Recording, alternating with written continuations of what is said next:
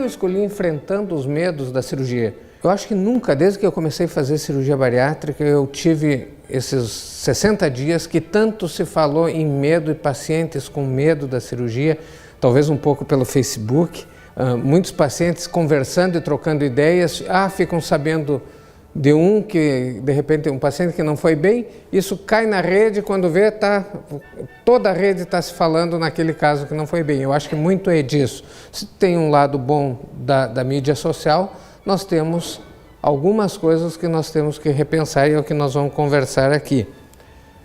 O assunto, enfrentando os seus medos, é porque todos, sem exceção, têm medo.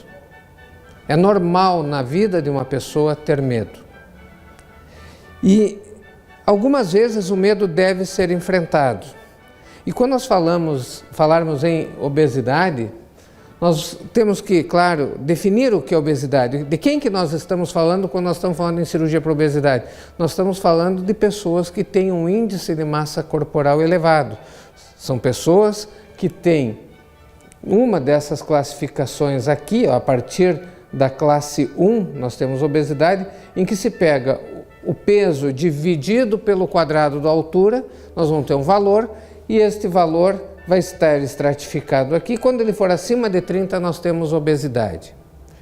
Geralmente, nós estamos falando em cirurgia para aqueles que tiverem classe 2 ou classe 3, quando o risco das doenças são mais elevados. Então, nós queremos o quê?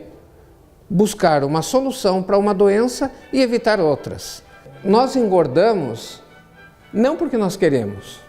Por que nós ganhamos peso? Nós temos nos nossos hábitos de vida sedentarismo, mas isso não é uma característica de um ou de outro indivíduo. O mundo é sedentário, o mundo tem equipamentos, máquinas que fazem o nosso trabalho. Eu pergunto, é uma pergunta comum de eu fazer para as crianças ou para jovens que buscam a cirurgia: quando é que foi a última vez que você subiu numa árvore? A maioria não subiu. Essa mudança de comportamento associado a um excesso alimentar, não só em quantidade, mas em calorias que estão no alimento, em gordura, carboidratos, açúcares, faz com que nós, diante de uma genética favorável, nós chegamos à obesidade. E onde é que está o desafio? Vencer essa genética, e nós não sabemos como. No momento que nós fizermos com que uma pessoa consiga ter uma genética diferente, similar àquelas pessoas que comem um monte e não engordam, nós conseguirmos fazer isso, nós poderemos ter a solução na base da obesidade. A obesidade é uma doença ambiental? Sim, mas é uma doença que só existe porque o paciente consegue engordar. Se nós quisermos emagrecer, nós vamos estar novamente diante da genética. Essa genética, essa composição genética que faz, a constituição que faz com que a pessoa consiga ganhar peso, ela é mais forte do que se nós adotarmos atividade física e um controle alimentar quando nós estivermos falando de uma obesidade clinicamente severa. Não estou falando daquele que tem 5 quilos acima do peso ou que tem uma gordurinha que não gosta, não é isso. Nós estamos falando daquele que tem um comprometimento da sua saúde em decorrência do excesso de peso. E aqui, novamente, nós nos sentimos trancados, travados, nós não conseguimos vencer essa barreira.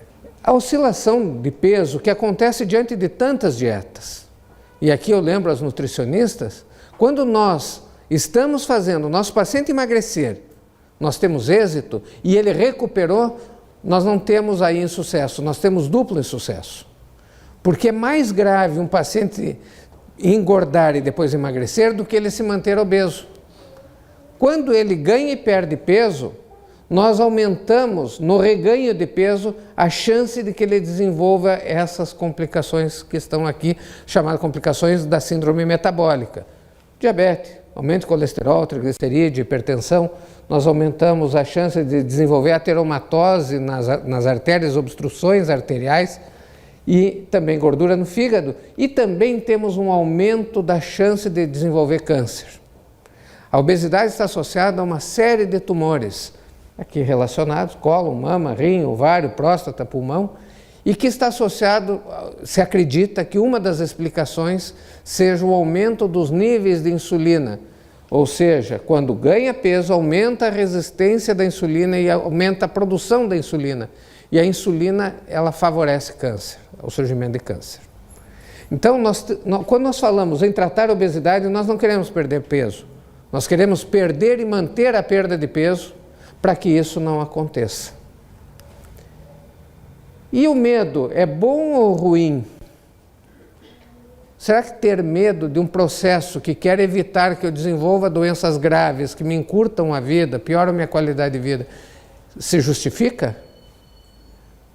Claro que sim. Porque ter medo é fundamental porque ele protege. Nós falamos, como é teu nome? A Luísa. Diz, olha para os dois lados para atravessar a rua. Porque nós queremos que ela tenha medo de atravessar a rua por uma proteção dela. Ter medo é importante, é protetor e faz com que nós tenhamos prudência. Eu tendo medo, eu vou olhar bem para ver se não vem um carro. Em relação à obesidade, ter medo significa valorizar a vida. A minha vida não está boa assim com a obesidade, mas é o que eu tenho. Eu quero cuidar dessa vida, eu não quero perder mais do que eu tenho. Então é importante ter medo e respeito com as pessoas que estão junto. Pessoas irão sofrer se algo der errado na minha cirurgia. Os meus familiares, as pessoas que gostam de mim vão sofrer junto. E muitas pessoas, com razão, em respeito a essas pessoas, dizem, eu tenho medo de ir adiante. Ela amadurece decisões. Muitas vezes a pessoa chega e diz assim, eu quero fazer a cirurgia antes que eu mude de ideia, vamos fazer logo, eu quero operar de uma vez, porque depois eu mudar de ideia, eu não opero mais. Pois não tem que operar. Essa pessoa está querendo passar por cima do medo, do cuidado, do zelo, e está disposta a fazer a hora que for, onde for, com qualquer um, o primeiro que me operar eu vou fazer, e isso é perigoso. Então é importante ter essa preocupação. Só que o medo que nos dá prudência, dá respeito à vida, amadurece decisões, ele também é preocupante, porque ele nos impede de crescer. Se eu tiver medo de tudo, eu vou ficar fechado dentro daquela salinha e não vou enfrentar o mundo. E isso é ruim.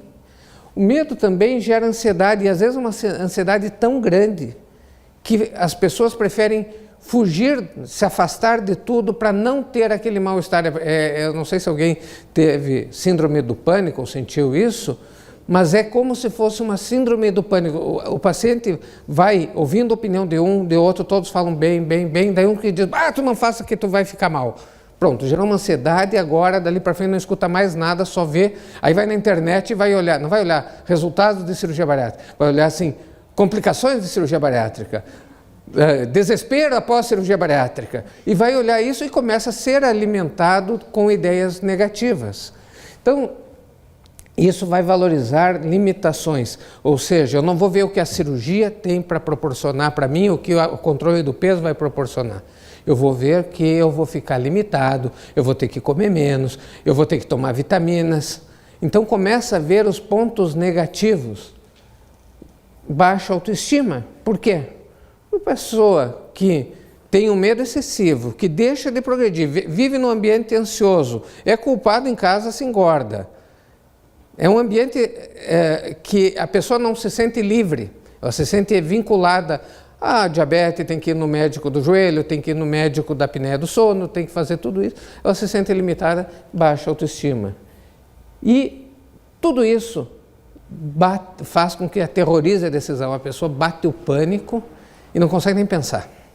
Então, ter medo é bom, ao mesmo tempo ele é ruim. O que nós temos é que ter controle desse medo. Nós vamos ter que considerar de maneira racional que existe um benefício e um risco. Eu controlar o meu peso tem benefício, mas eu tenho que enfrentar um risco para controlar esse peso. No tratamento clínico, é o risco do insucesso, que na obesidade severa é quase 100%. No tratamento cirúrgico, é o risco das complicações.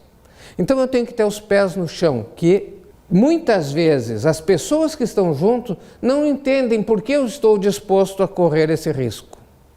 Eu não entendo por que esse homem quis ir para a Lua. que esse aqui quer fazer lá em cima, olhando todo mundo lá embaixo, se equilibrando uma corda? Para que isso? Na minha ótica, eu não consigo explicar por que essas pessoas foram fazer isso aí.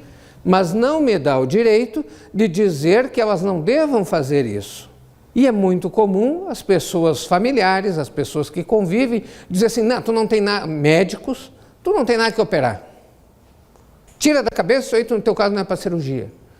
Na ótica dele. Mas ele tem que perguntar, antes de dar uma opinião, por que você quer fazer a cirurgia? O que não está bom na sua vida que você busca uma alternativa adicional ao que vem tentando até o momento? Aí, este conflito que gera o medo só se justifica se tiver um propósito e a maioria das pessoas não conhecem o nosso propósito. De tal forma que elas não podem emitir uma opinião absoluta.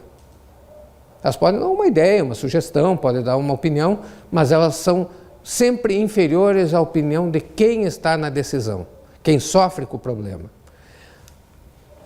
Então, assim, se eu tenho medo e eu tenho um propósito, como é que eu vou vencer? Só tenho um propósito. Eu quero melhorar porque eu não estou feliz assim. Eu tenho propósito. Eu vou resolver? Não. A partir daí é importante ter determinação. Saber, montar uma estratégia, o que eu irei fazer para vencer isso aqui, passar através do meu propósito, chegar à minha intenção com uma estratégia, um plano. Para que eu vença dificuldades e não só a indecisão à cirurgia, eu tenho que montar um plano. Eu não posso... Eu tenho um problema ali para resolver, eu não vou entrar sem me preparar, sem estudar, sem analisar o plano. É isso que a gente tem que fazer. Por exemplo, esse paciente aqui, ele chegou para consultar aqui na frente do prédio, não descia da ambulância, não conseguia sentar sozinho, não conseguia se movimentar, tinha uma dificuldade imensa para respirar, 30 e poucos anos, e ele dizia, se eu vou operar, eu vou morrer. E eu disse, tu vai. Se tu for operar agora, tu vai morrer. Agora, para que você tenha chance de resgatar a tua vida, nós vamos ter que montar uma estratégia. Nós estamos aqui para te ajudar, mas você tem que fazer também a tua parte. E o que se fez? Se buscou fazer ele melhorar a cardiovascular, melhorar a capacidade respiratória, melhorar, se movimentar mais. Não dá para ver aqui, mas tinha dermatite grave na perna. Aqui já tinha perdido 20 quilos antes da cirurgia. Perdeu peso antes da cirurgia, foi à cirurgia e aqui, um ano depois, com 100 quilos a menos. Mas como é que essa pessoa que passou por tantas opiniões negativas, assim, para vocês terem uma ideia, 20 médicos disseram que ele ia morrer se fosse fazer a cirurgia. Umas 100 pessoas, vizinhos, conhecidos, todo mundo dizia a mesma coisa. Eu pensava a mesma coisa. E ia. Só que aí montou a estratégia e se preparou de tal forma que ele ficava me cobrando. Quando é a minha cirurgia? Eu quero, caminhando já melhor, eu quero fazer a cirurgia, porque ele amadureceu que a solução para a vida dele teria de passar por um risco. E que esse risco estava sendo cuidado por todo mundo para que fosse o menor possível. Aí nós chegamos nessa conquista. Então, para ter determinação, não basta dizer eu quero, tem que saber como eu quero, quando eu quero. Nós temos que ter na nossa estratégia de mudança, o que eu preciso para chegar aqui é saber como que eu vou fazer cada um desses itens. E para isso eu preciso informação. Eu não consigo decidir nada se eu não sei, por exemplo, como eu quero, mas eu não sei o que eu quero. Então vai buscar informação para saber o que queres. Quando eu quero, será que já pode? Tem que buscar informação. Por que eu não posso, no caso desse paciente? E como eu vou chegar lá? Isso também necessita de um esclarecimento. O como é o que nós vamos mais abordar aqui. Como que nós chegamos no emagrecimento?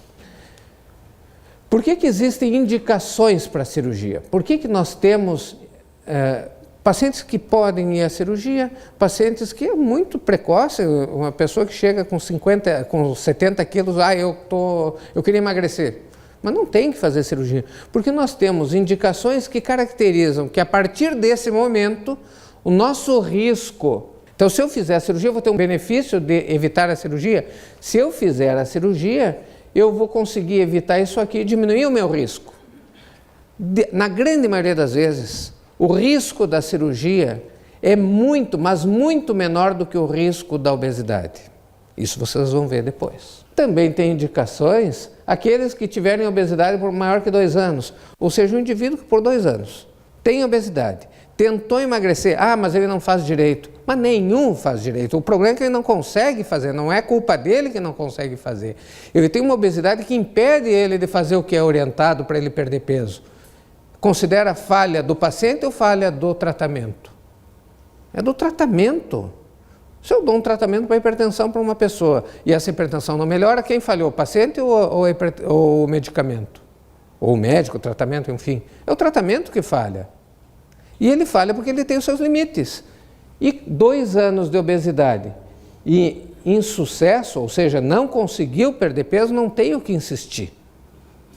O paciente não vai responder, e nos casos de obesidade mais grave, nem se tenta, porque se sabe que não vai dar certo. A chance é 1%, e se ele tem uma obesidade grave, enquanto ele fica tentando, ele está exposto ao risco de morrer. Então não tem o que esperar. A cirurgia é a solução. Então nós temos um benefício e o risco. Como é que nós vamos chegar, então, pensando agora em cirurgia? Nós temos que saber que existem técnicas e resultados diferentes. Ouvi falar que lá fez uma cirurgia do desvio do intestino e não foi bem. Bom, isso é uma técnica. Será que todas as técnicas são iguais? Outro colocou uma banda gástrica no estômago, um anel em volta do estômago, também não foi bem. É outra técnica. Então, existem diferentes técnicas que têm resultados diferentes. Nós temos que também avaliar as mesmas técnicas em equipes bariátricas diferentemente treinadas, vão ter resultados diferentes. Não é só a cirurgia. Não é como tu vai num mercado e diz assim, eu quero o Nescafé. No mercado A, B, C e D, vão ser todos Nescafé. Cirurgia não. Cirurgia tem uma cirurgia numa equipe, vai ter um resultado. A mesma técnica numa outra equipe vai ter um treinamento diferente nessa equipe, uma equipe multiprofissional diferente, o resultado tenderá a ser diferente. Então é importante a equipe. Quando eu escuto falar do resultado ruim, eu tenho que saber qual é a fonte desse resultado. Da onde eu ouvi falar que foi mal ou que não foi bem? Eu tenho também que saber experiências, e aí é importante um paciente conversando com outro. A maioria, quase todos os pacientes que fizeram cirurgia se sentem muito motivados a dar informações porque eles passaram por essa angústia, passaram igual, por toda essa preocupação eles passaram e eles tentam evitar que as outras pessoas passem pelo mesmo dilema. Então assim, eu tenho o risco da obesidade, que é viver mal e viver menos, e tenho o risco da cirurgia que nós vimos. Se eu comparar, então, agora, resultados de quem opera, e que faz o bypass gástrico, eles vão ter redução do peso em 70% do excesso de peso. Diabetes melhora em 93%. Triglicerídeos, colesterol, hipertensão, todos na faixa de 90%, e a apneia do sono, que nós havíamos comentado, 95%. Nenhum tratamento melhora isso comparado à cirurgia. Se não for pela cirurgia, nós vamos estar falando em 5%, 10%, 3%. E quando para o remédio, volta tudo. Agora, assim, o risco da cirurgia comparado ao risco de seguir com a obesidade. Cardiovascular, quem operou teve uma mortalidade estou comparando mortalidade, de 8,5%, e quem seguiu com a obesidade foi 200% maior. Comparando câncer, quem seguiu com a obesidade morreu 300% a mais de câncer, e por diabetes morreu 1.200% a mais do que quem operou. Quem seguiu com a obesidade morreu 1.200% a mais de diabetes do que quem operou. Então, existe o risco da cirurgia, mas é muito superior o risco da obesidade, não dá nem para comparar. Se nós compararmos, e aqui tem pacientes bem jovens, aí é menor o risco dessas doenças aqui, considerando todos os pacientes aumenta em 65%. Com quem optou por não operar, significa que está apostando num risco de 65%. Outro medo que se tem na cirurgia é de engordar novamente. Esse é o medo que aterroriza todos que operaram. É bom que aterrorize.